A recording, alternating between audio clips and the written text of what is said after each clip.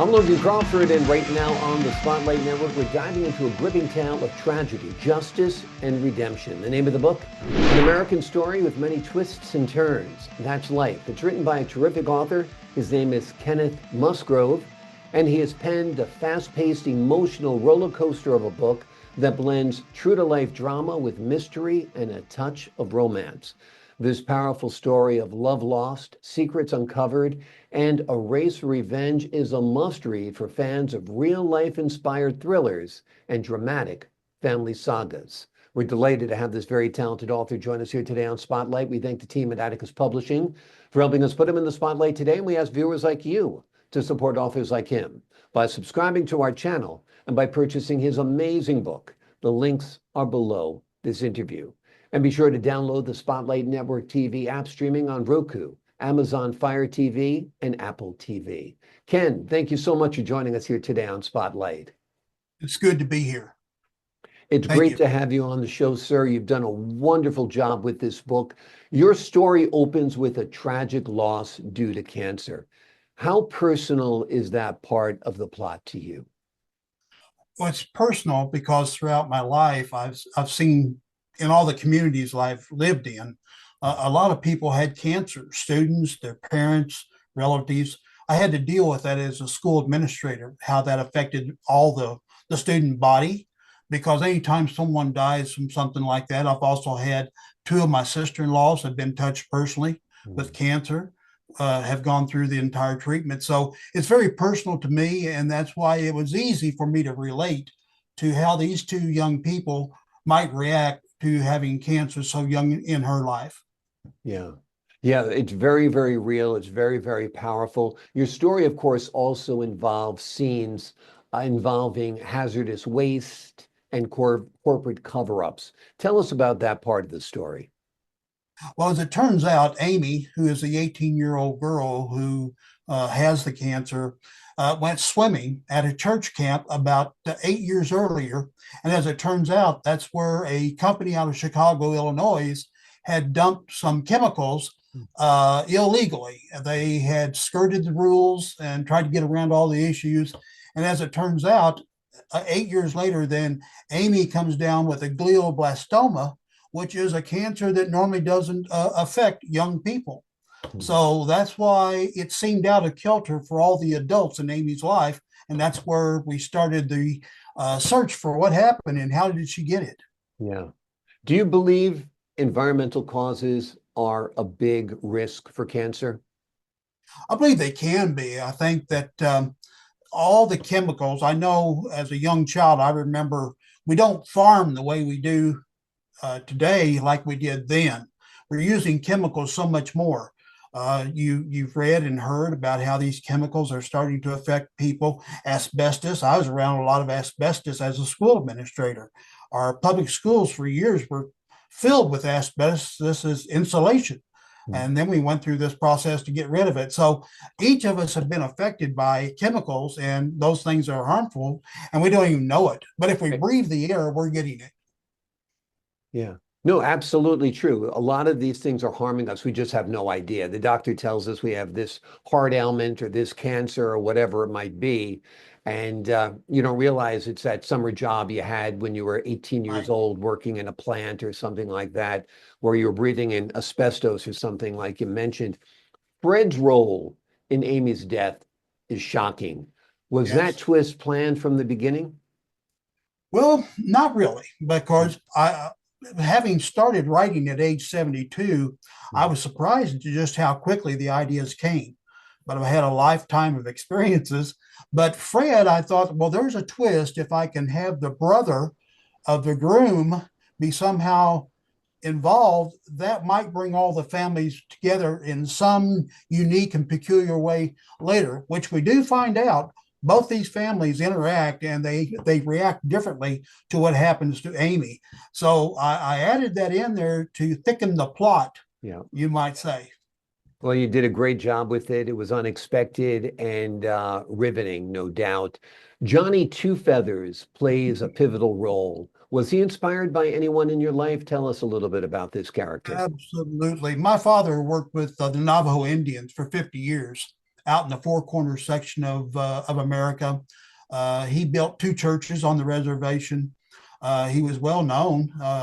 In fact, I went out there about 10 times. My first time I was about 12 years old, and I didn't really know just how big an impact it would have on both me, but especially my father and everything. But having seen that culture, and that's where the Badlands come in. I visited the Badlands, and that's why I use that as a place as a hideout, because throughout history, the Badlands have been a hideout for many people. Yeah, absolutely. And again, a wonderful setting, a wonderful scene. Have you envisioned this as a film, perhaps? Well, of course, I'm biased, but I don't, I have never read a book that quite goes the way this one does. I think you make a nice film, but it's like everything else. You first have to catch the attention Yeah. of someone important, and that's all you can do. Yeah. You know, all I can say is that I'm proud of each of my four first books that I've written, but I think this one was the one that captured my attention.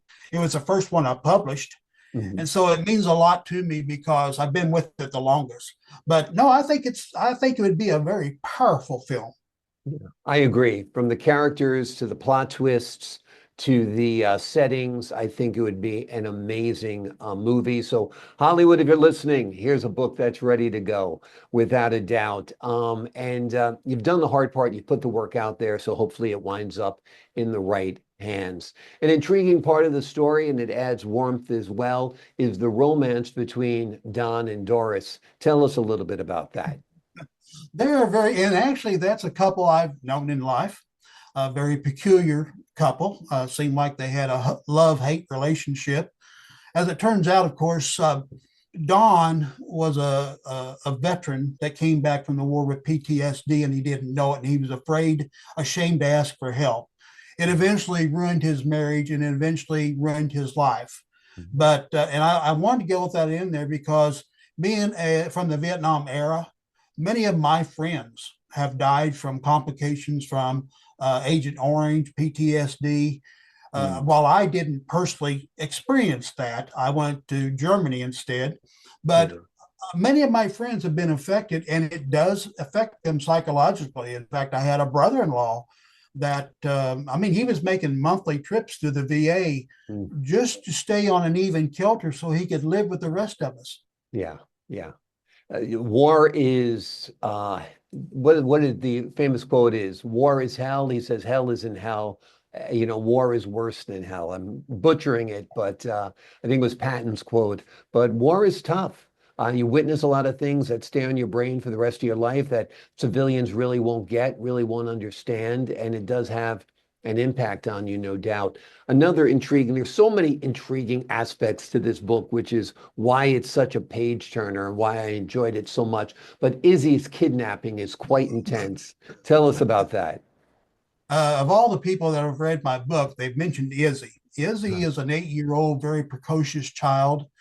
She captures the attention of people because two thugs, basically they're assassins, they kidnap her.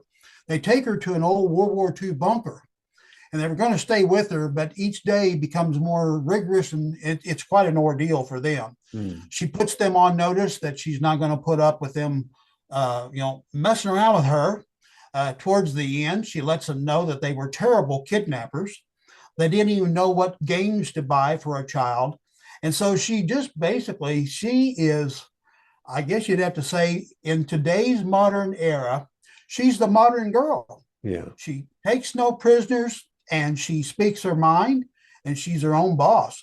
And of course, at 8 years old, a lot of people around her aren't used to seeing that. So Yeah. I was kind of pointing towards the future that in my generation, young girls were told to be nice and be polite and all that. But as we go through life, we're finding out that young ladies nowadays are taking the lead and taking the charge in many parts of their life. Absolutely, absolutely, and very, very compelling. I can see why everybody asks you about that Izzy scene, no doubt.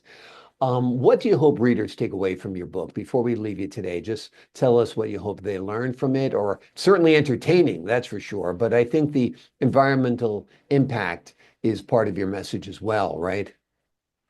I think the uncertainty, beginning with a marriage, we think we're going to be living, for instance, I'm in my 55th year of marriage. Wow. And here, Amy and Rex, they don't even get to finish a year and she passes away. Mm. So I tried to show that regardless of how well we plan in life, things happen. That's why it's many twists and turns, but it is life. And so we just need to learn, we have to have a plan, but we need to be able to cope with those changes in our plans. It may come from an external variable, maybe a relative that does it. But I think that as we go through life, we learn to depend on others, cling to those that love us, learn to watch those, to be wary of those that we think might have an ulterior motive in our life. So basically, this book is just about life. Yeah. Someone said, well, that's awful cruel. Life can be cruel. So Sure. I just want people to take away from it that this could be any young couple in America. All these events could have happened, but it's fiction. Yeah. The places are real, but it's fiction. Exactly. But the scenarios are very real as well, which is what makes the story so gripping and so much of a page turner as well. The name of the book, An American Story with Many Twists and Turns, That's Life. It is an amazing book. It is fast-paced. It is an emotional roller coaster that blends true-to-life drama with mystery and a touch of romance. It is an amazing book, folks. You will love it. You won't want to put it down. Are you planning a sequel by any chance? Well, I've been asked to. I've been asked to bring Izzy forward, maybe as maybe a young lady, now a lawyer, maybe an environmental lawyer. So, yes, I'm looking at that. I hadn't planned on any sequels, but actually, I've had friends that have asked me to do a sequel on one of my other books. They thought that I left it in limbo, and I need to. So again, I'm having fun. This was a hobby that got out of control. Well, that's I good. did 4 books. I did 4 books in 1 year. And it just flowed. So it just, once it started, it just, and that's what I'm saying. I've done presentations at Lions and Rotaries and said, don't ever think that you don't have the ability to write a book if you want to. Yeah.